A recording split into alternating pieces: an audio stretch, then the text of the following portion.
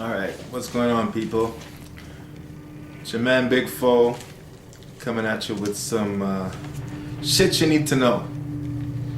Alright, so today's video is gonna be about the CPA, okay? Now, most Canadians don't know what the fuck the CPA is. And the CPA is the Canadian Payment Association. Now,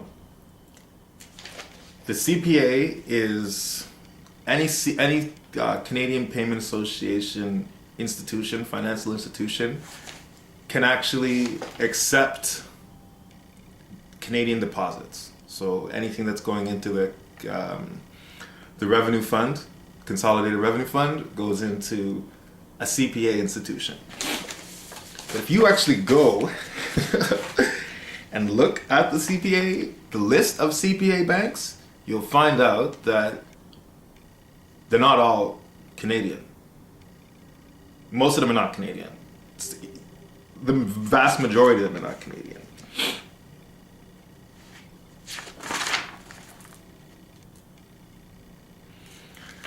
And the weird thing is that it's almost like there's a deliberate deception as with respect to what CPAs are. If you want to know how CPAs are defined and all that, you should go to Canada's what do you call it? It's our official financials economics document, and that's called the Financial Administration Act. And it tells you that. Actually, before I tell you that, I want to say one more thing. I think you need to go onto Wikipedia and look at the definition of a receiver general.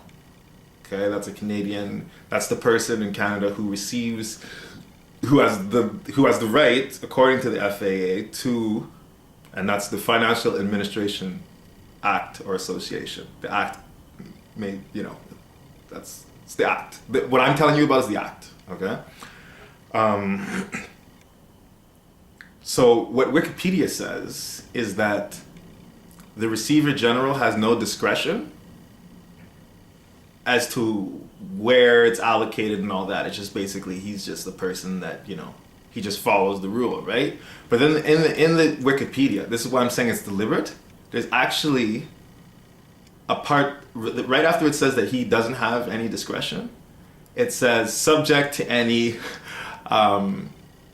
laws or subject to any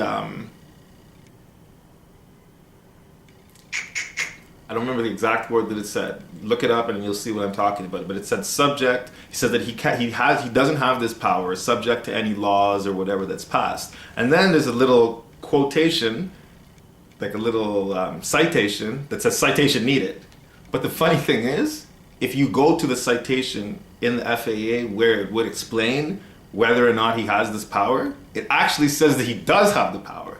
So isn't that weird that in the Wikipedia it says that he doesn't have this power except if a law says that he has this power, but the person writing that doesn't know that when they're writing that there is a law that has that power? So why not? So that's what I'm saying. It's like me, I'm saying, I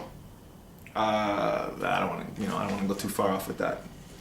But let me know if you think that's weird. Okay, so and also another thing that people need to know is when you look at a lot of these banks that can take, and like I'm saying, they don't have to be domestic. They don't even have to be in Canada. There's some of these banks that are not in Canada. Some of them, they have their subsidiaries here, but not all of them are actually even, they're straight up foreign banks. So the one thing that I thought was weird is that a lot of these banks that can accept money are inter-alpha group banks. So I'm thinking to myself, okay, if inter-alpha group, they don't have their website anymore. So if you want to find who the inter-alpha group banks are, you have to look at who are the systemically important banks. Because I don't know what happened, they got rid of that website, and now there's a whole bunch of other stuff if you're trying to find that. So, but if you want to find them, systemically important bank or globally systemically important banks. And if you look at what the inter-alpha group website used to say, or their doctrine of together, their contract together. There was penalties if you didn't do all you could to institute globalization. It said that there was what do you call it? There's penalties if you don't do it, and that the laws of the contract were more important than the laws of the country that you're operating in. So if you think about what globalization